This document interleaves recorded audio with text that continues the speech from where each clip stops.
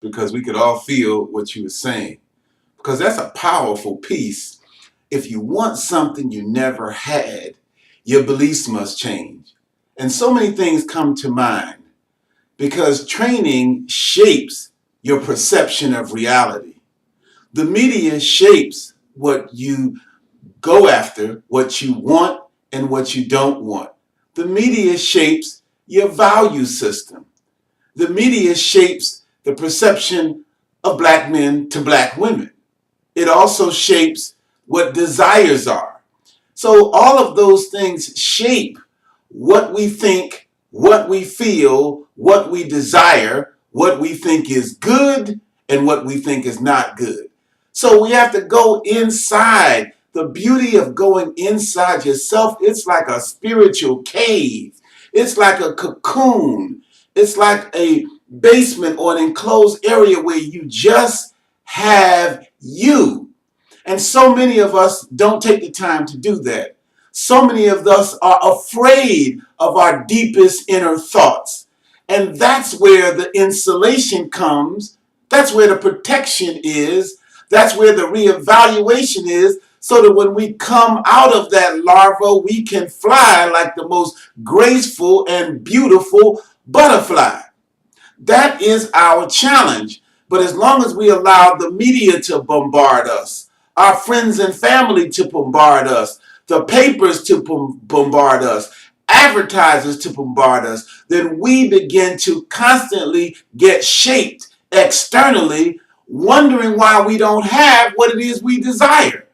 Why? Because the methods and techniques that they prescribed was never designed to give us what we desire.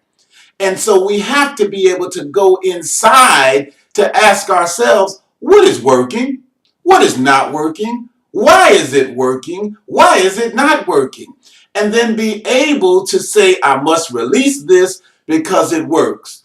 I must release this, because it doesn't work. Because the media understands subliminal seduction. They understand the ability to get you to react to things that are below your conscious level. And as long as they can keep you reacting, you will never act. And being busy keeps you constantly reacting. So we have to always be able to look at what we do, why we do it, how we do it, and where we got it from. One thing I used to always teach my children when they were very, very little is accept nothing that I say because I said it. Right now, you're a child, so you have to follow it because not only am I your dad, but I'm providing the direction and instructions. But as you get older, examine everything I've ever said to you. And if you find out anything is wrong, come back and tell me. Come back and show me. Come back and teach me, and I will unload anything I've ever said to you and say, you know, you're right. Let's switch this.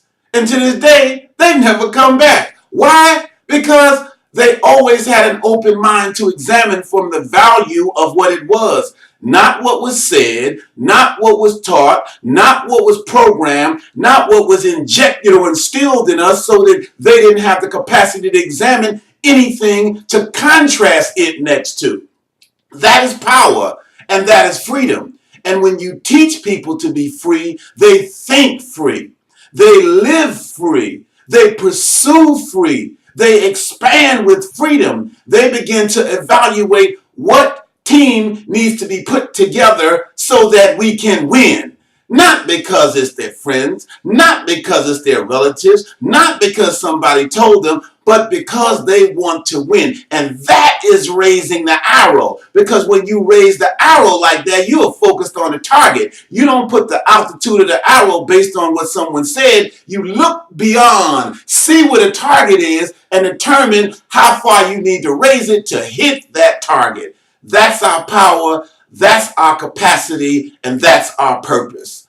Over to you, Kevin.